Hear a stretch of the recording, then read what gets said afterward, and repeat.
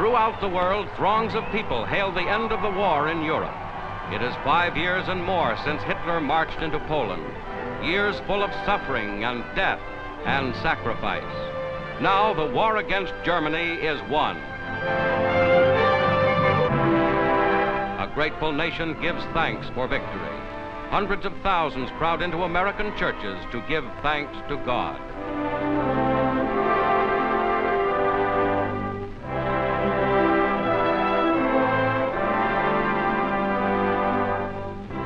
President Truman announced the official surrender. This is a solemn but glorious hour. I wish that Franklin D. Roosevelt had lived to see this day. General Eisenhower informs me that the forces of Germany have surrendered to the United Nations. The flags of freedom fly all over Europe. For this victory, we join in offering our thanks to the Providence which has guided and sustained us through the dark days of adversity and into light. Much remains to be done. The victory won in the West must now be won in the East. The whole world must be cleansed of the evil from which half the world has been freed. United, the peace-loving nations have demonstrated in the West that their arms are stronger by far than the might of dictators or the tyranny of military cliques that once called us soft and weak.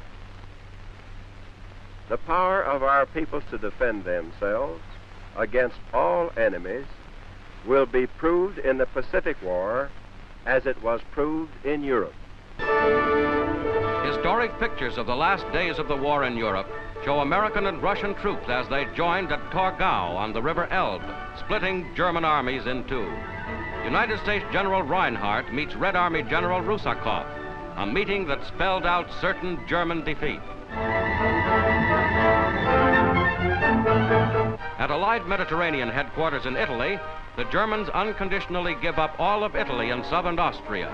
In civilian clothes, representatives of the German armies signed the surrender document. General W.D. Morgan, representing Supreme Mediterranean Commander Alexander, signs for the Allies. Preceding the final capitulation at Reims, this surrender eliminated 1 million German troops.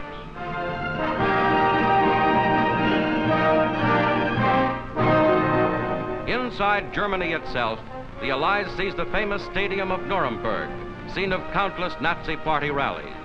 With the capture of this famous southern German city, the American flag flouts out the swastika.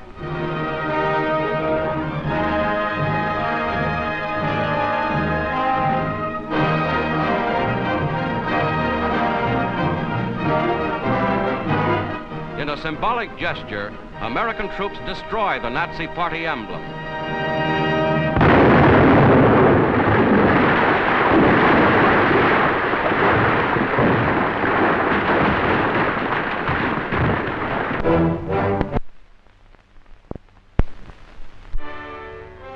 But the Congress Party is only one among the countless political, racial, and religious factions which are responsible for India's continued disunity in today's crisis.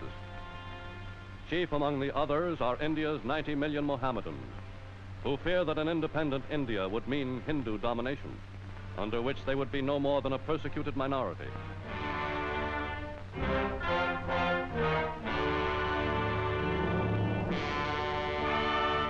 Spokesman for a large group of India's Mohammedans is the leader of the